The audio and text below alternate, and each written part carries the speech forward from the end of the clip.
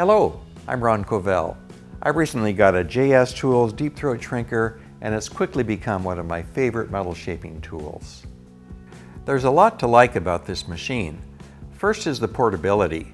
It comes with a clever wheel base which is very stable in use, but allows easy movement of the machine so you can bring it to the work. The machine has a 6-inch throat depth. This allows you to shrink deeply into a panel, and the machine has lots of power, even when shrinking at maximum depth. The jaws are quick and easy to change. Each jaw cartridge is held with a single screw, and one twist of the included hex key is all it takes to remove and replace a cartridge.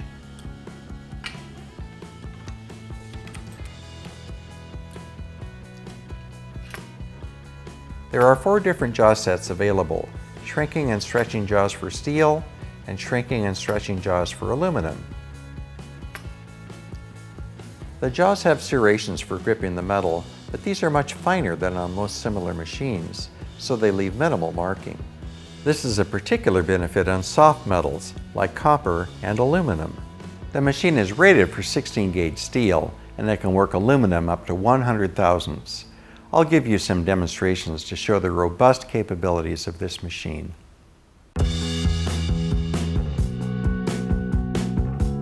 Very often it takes more than one tool to shape a piece of metal. This track roaster nose is a good example.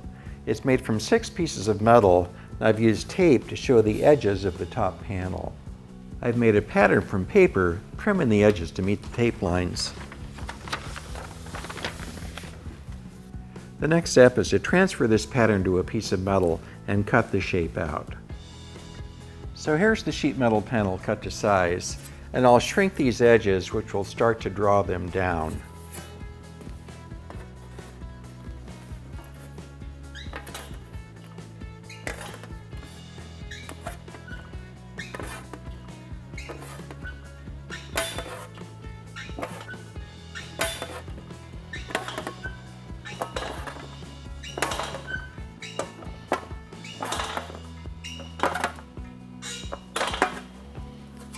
So let's try this against the nose, and you can see that already it's moving in the right direction, but this edge does need to go down more. So we'll shrink it again.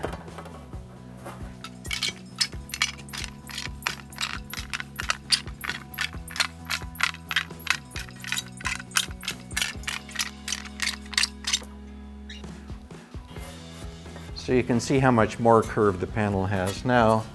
We'll try it against the nose, and we're actually pretty close to what we need, but I am going to shrink the center of this a little bit more.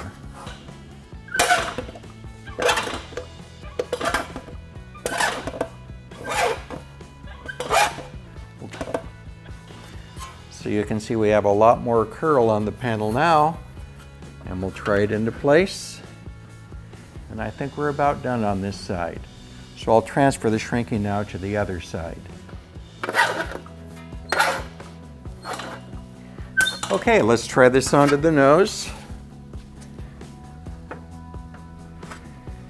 And it seems like both edges fit quite well.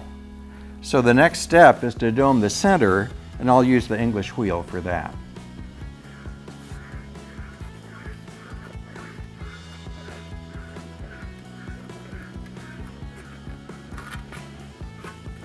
I've been working for about an hour on the English wheel, and you can see that I've domed the center of this panel, and I've also smoothed out the edges, which were pulled down with the shrinker. So let's try this into place. I will align the edge of my panel with the tape line. I have a small clamp in the back I'll use to pull it down. And now we can see how well this panel matches the contour of the nose. It's a nearly perfect fit on both sides. So this is a great example of how the English wheel complements the work of the shrinker. And this is how a lot of serious metal shaping gets done.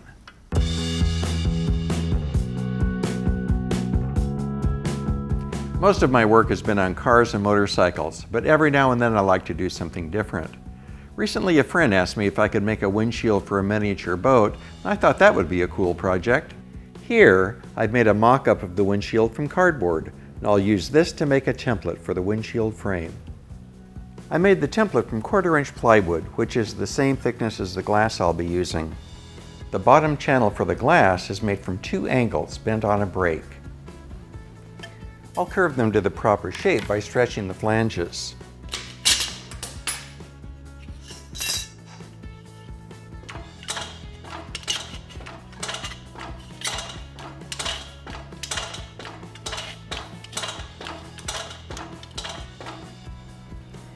It didn't take long to form both angles, and I have them clamped together now. You can see they create a perfect channel for our template to fit into.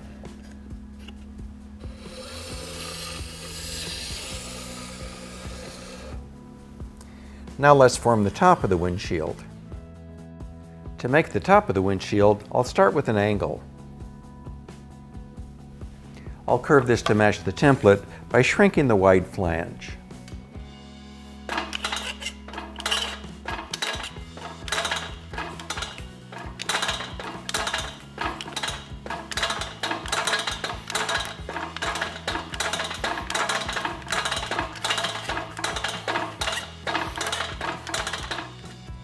With some slight adjustments, I was able to get the fit just about perfect. Now, I'll bend the flange into a J shape. I'll do this with the beading machine. The first step is forming the flange to a 55-degree angle. This is the setup I'll use for that.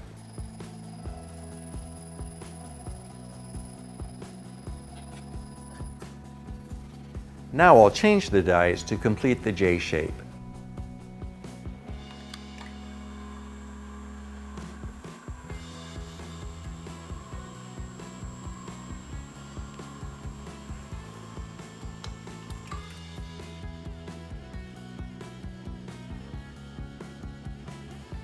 Next, I'll cut all the pieces to size and try them into place on the boat.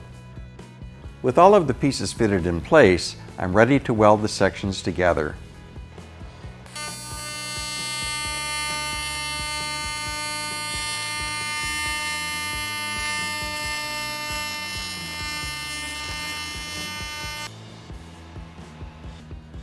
Well, here's the finished windshield.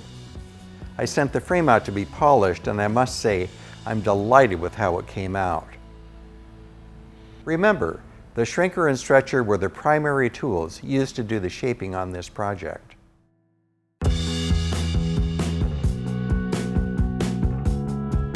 Shrinkers are often used for curving angles, and I wanted to find the maximum capacity of this machine. After some experimentation, I found that it can shrink a 3-inch flange on 16-gauge steel. That's pretty impressive. Let me show you just how easy it is.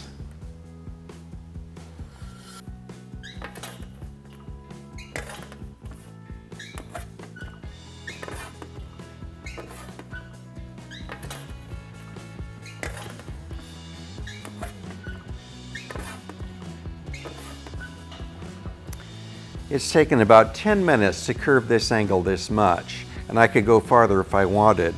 But take a look at how flat I was able to keep the metal in both directions.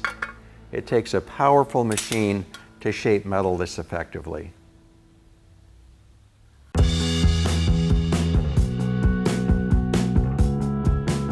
This fine quality machine is made in Sweden, and Trick-Tools is the primary distributor in the US. There are machines made in China which look almost the same and sell at bargain prices.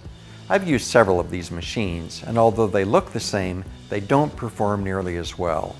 With shrinkers, as with most things, you get what you pay for.